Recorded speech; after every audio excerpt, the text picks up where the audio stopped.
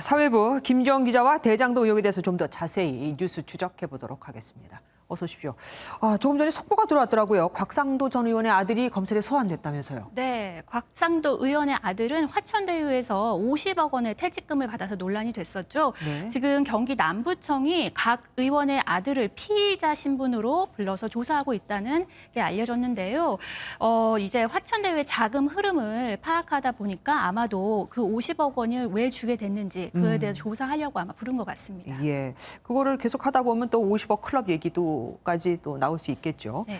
그리고 이재명 경기지사가 돌연 민간업체의 부당 이득을 환수하라고 얘기를 했습니다. 네. 갑자기 왜 그러는 걸까요? 그 대장동 사업 설계는 했지만 민간의 배당 분배에 대해선 모른다는 기존 입장을 재차 강조한 조치란 해석이 많습니다. 민간에게 돌아갈 이익을 공공으로 가져온 치적은 훼손하지 않으면서 성남도시개발공사 일부의 일탈과 민간 업체의 잘못이라고 선을 그은 것으로 보이는데요. 경기도가 공문을 보낸 만큼 성남도시개발공사는 TF를 구성해 법률 검토를 한다는 입장입니다. 김 이 지사의 말대로라면 지금까지 뭐 그쪽에서 민간 업체들끼리 어떻게 뭐 이득을 나눠갔든 그거는 상관할 바가 아니다였는데 네. 이게 가능한 겁니까? 경기도가 청렴 이행 서약서를 근거로 했다는데 이게 실효성이 있는 건지요? 일단 경기도 공문도 권고 사안으로 보내긴 했어요. 네. 그렇기 때문에 이 서약서가 실제 효력이 있는지는 따져봐야 합니다. 네. 부동산 개발을 할 때 민과 관 모두 통상적으로 청렴 이행 서약서를 작성한다는 게 업계의 공통된 목소리입니다. 사업 계약서대로 민간에 배당금을 분배했다면 그 규모가 크든 작든 그 배당 자체를 문제 삼기는 어렵다는 의견이 우세한데요. 그러니까요. 업계 관계자는 뇌물이나 로비 등이 입증돼 법적 처벌이 이루어지기 전에는 배당금 환수 등의 조치는 사실상 쉽지 않다고 말했습니다. 예. 오늘은 검찰에서 경찰이 이 화천대유 아니 천화동인이죠. 네. 그 1호 소유자라고 하는 이한성 씨를 소환했습니다. 네.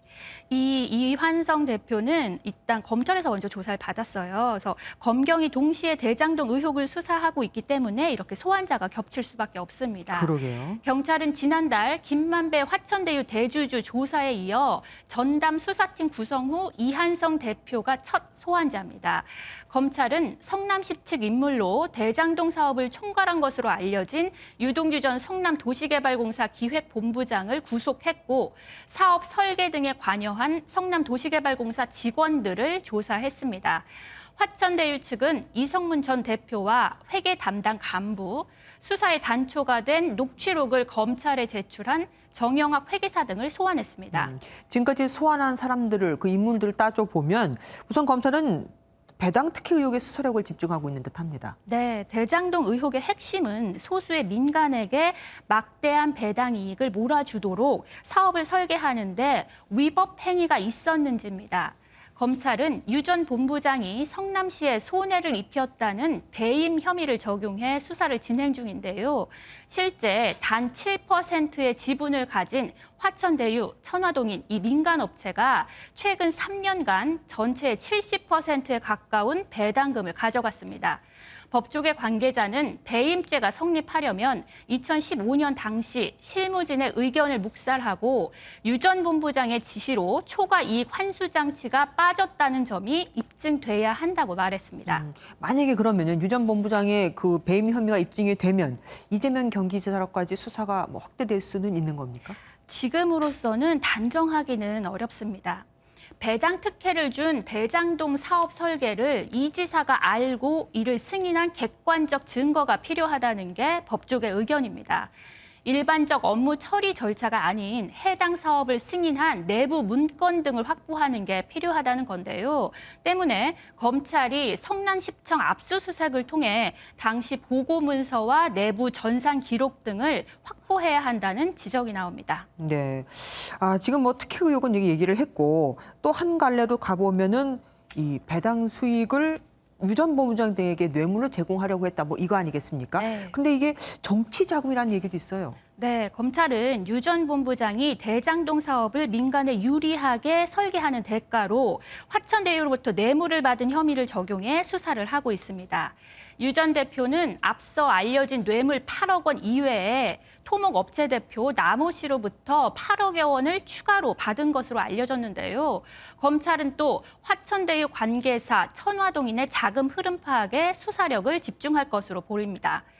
천화동인은 서류상 화천대유 관계자들이 대주주로 있지만 사실상 수천억 원의 배당금을 빼돌리려는 수단이란 의혹을 수사하는 겁니다. 네.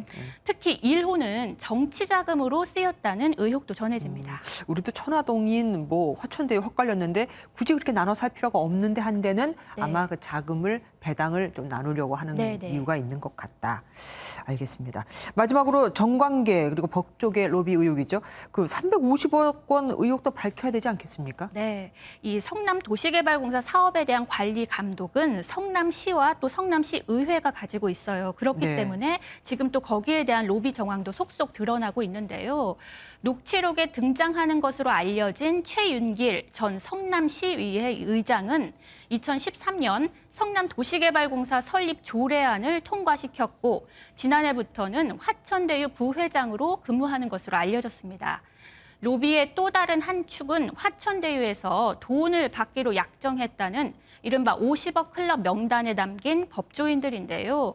녹취록에 담긴 것으로 알려진 350억 원의 로비 자금이 실제 이렇게 정관계와 법조계에 흘러들어갔는지 밝히는 게 핵심입니다. 검찰 수사가 그쪽으로 확대될 수밖에 없겠군요.